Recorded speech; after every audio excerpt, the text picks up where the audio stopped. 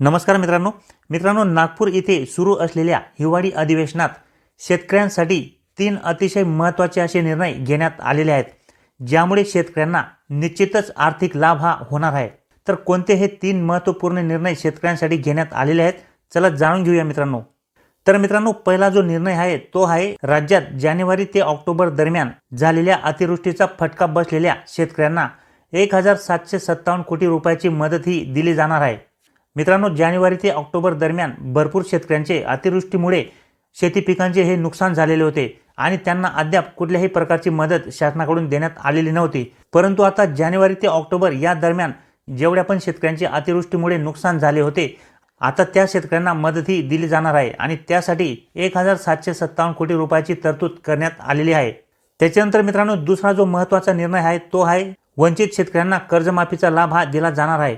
मित्रांनो, कर्जमाफीपासून वंचित 6,56,000 शेतकऱ्यांनाही कर्जमाफी योजनेचा लाभ हा दिला जाणार आहे आणि त्यासाठी मित्रांनो 5,800 कोटी रुपयांची तरतूद ही करण्यात आलेली आहे। मित्रांनो, नियमितपणे कर्जफेड करणाऱ्या शेतकऱ्यांना देखील अनुदान देण्यास सुरुवात झाली असून आतापर्यंत 14,31,000 शेतकऱ्यांना बँक खात्यात सुमारे 5,190 कोटी रुपये जमा करण्यात आलेले आहेत आणि उर्वरित शेतकऱ्यांना सुद्धा या योजनेचा लाभ हा दिला जाणार आहे।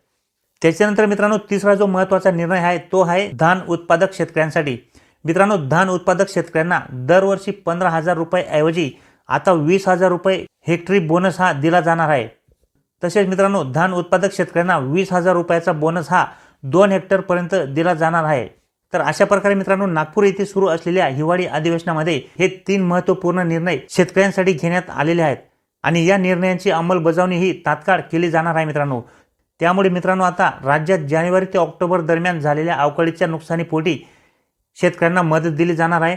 तसेच कर्जमाफीपासून वंचित 6,56,000 शेतकऱ्यांना सुद्धा या योजनेचा लाभ हा दिला जाणार आहे आणि त्यासाठी 5,800 कोटी रुपयांची तरतूद सुद्धा करण्यात आलेली आहे।